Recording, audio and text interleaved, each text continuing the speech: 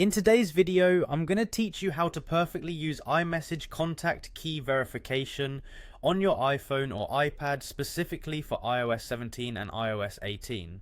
This feature is a fantastic way to ensure that your conversations are private and secure, allowing you to verify that your messages are sent and received only by the intended contacts.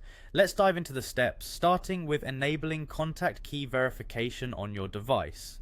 First, we'll need to head into the Settings app. This is the central hub where you manage various iPhone settings, so tap on the settings icon to get started. Once you're in, you'll want to tap on your Apple ID or your name, which you'll find prominently displayed at the top of the screen.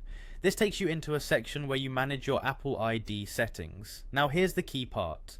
Look for the contact key verification option. Keep in mind this will only be visible if you have iOS 17.2 or a later version installed on your device. If you don't see it, ensure that your device software is up to date. If you see the option, go ahead and tap on it.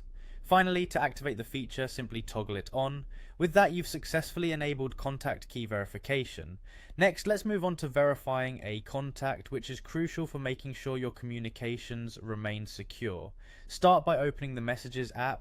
Scroll through your conversations and go to the one with the person you want to verify. Once you're in the conversation thread, tap on their name or photo that's displayed at the top of the screen. This brings up additional options and settings for that specific contact.